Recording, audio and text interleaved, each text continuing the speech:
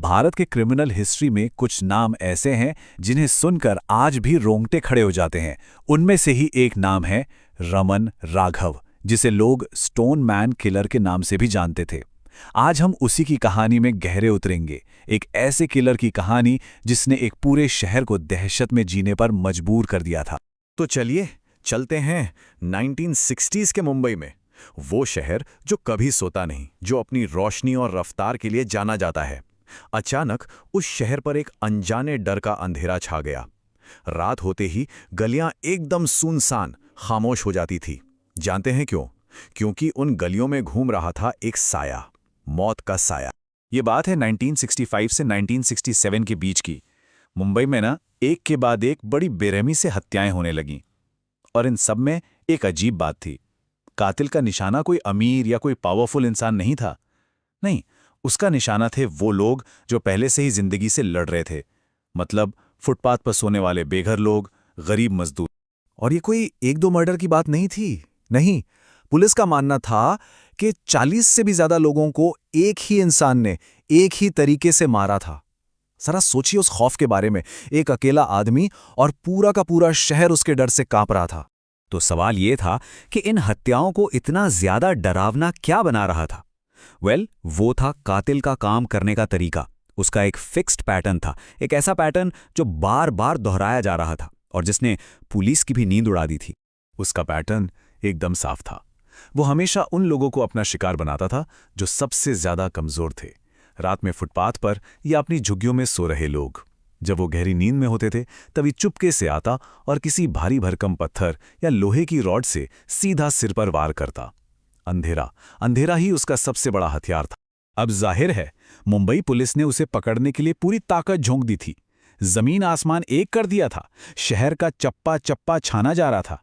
लेकिन सालों की मेहनत के बाद भी वो पकड़ में नहीं आया। और फिर उसकी गिरफ्तारी हुई, लेकिन एक ऐसे इत्तेफाक से हुई ना कि किसी ने सोचा भी नहीं होगा। इस पूरे केस को देखें तो इसके 3 बड़े हिस्से हैं। पहला 1965 जब ये खूनी खेल शुरू हुआ। फिर आता है 1967 जब रमन राघव आखिरकार पुलिस के हत्थे चढ़ा। और आखिर में 1995 जब हिरासत में ही उसकी मौत के साथ इस कहानी का अंत हुआ। तो वो इत्तेफाक क्या था जिसकी हम बात कर रहे थे? सुन के हैरानी होगी कि उसे 40 से ज्यादा हत्याओं के लिए नहीं, बल्कि एक मामूली सी बर्तन चोरी के शक में पकड़ा गया था। मतलब पुलिस को जरा भी अंदाजा नहीं था कि उनके हाथ भारत का सबसे खतरनाक सीरियल किलर लग गया है। जब पूछताछ शुरू हुई तो उसने सब कुछ उगल दिया। एक एक मर्डर की कहानी आराम से बता दी। पर सबसे ज्यादा चौंकाने वाली बात क्या थी? उसके चेहरे पर पछतावे का एक निशान तक नहीं था। एकदम शांत, जैसे उसने कुछ गलत किया ही ना हो। बल्कि वो तो पुलिस को उन जगहों पर भी ले गया और वो सबूत भी दिखाए जो सिर्फ और सिर्फ कातिल ही जान सकता था। यहां पर सबसे बड़ा सवाल यही उठता है कि आखिर कोई इंसान इतनी बेरहमी से ये सब कैसे कर सकता है?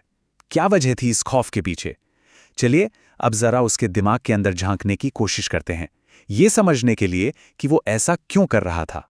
जब डॉक्टरों ने उसकी जांच की तो एक बहुत ही चौंकाने वाली बात सामने आई। पता चला कि रमन राघव सिजोफ्रेनिया नाम की एक बहुत गंभीर मानसिक बीमारी का शिकार था। और बस इस एक बात ने पूरे केस का रुख ही बदल कर रख दिया। देखिए, उसकी दुनिया हमारी दुनिया से बिल्कुल अलग थी। उसने बताया कि उसे कुछ अजीब सी आवाजें सुनाई देती थी और यही आवाजें उसे कत्ल करने का हुक्म देती थी। मतलब वो असलियत और अपने वहम के बीच का फर्क ही भूल चुका था। और उसकी इसी मानसिक बीमारी को देखते हुए अदालत ने एक ऐतिहासिक फैसला सुनाया। कोर्ट ने कहा कि उसे फांसी नहीं दी जा सकती क्योंकि वो ये समझने की हालत में ही नहीं था कि वो जो कर रहा है वो कितना गलत है। इसीलिए उसकी मौत की सजा को उम्र कैद में बदल दिया गया और उसे जिंदगी भर के लिए एक मेंटल हॉस्पिटल में भेज दिया गया। तो सवाल ये है कि आखिर रमन राघव की कहानी हमें क्या सिखाती है? क्यों इतने साल बाद भी ये केस इतना जरूरी माना जाता है? आइए अब इसकी इसी डरावनी विरासत पर एक नजर डालते हैं। इस एक केस ने ना समाज को जैसे आईना दिखा दिया। पहली बात, इसने ये साफ कर दिया कि हमारे समाज में जो सबसे कमजोर तबके के लोग हैं वो कितने अकेले और असुरक्षित हैं। दूसरी बात, इसने देश में मेंटल हेल्थ केयर सिस्टम की बड़ी बड़ी कमियों को सबके सामने ला खड़ा किया। और तीसरी, ये केस इंडियन क्रिमिनोलॉजी में एक मील का पत्थर बन गया जिसे आज भी पढ़ा और पढ़ाया जाता है। और शायद यही वजह है कि रमन राघव की कहानी सिर्फ पुलिस की फाइलों में बंद होकर नहीं रह गई। इस पर किताबें लिखी गईं, डॉक्यूमेंट्रीज बनी, फिल्में तक बनी, और आज भी ये क्रिमिनोलॉजी की पढ़ाई में एक ज़रूरी केस स्टडी है। मतलब ये कहानी हमारे कल्चर का एक हिस्सा बन चुकी है। और आखिर में एक सवाल हम सबके लिए है।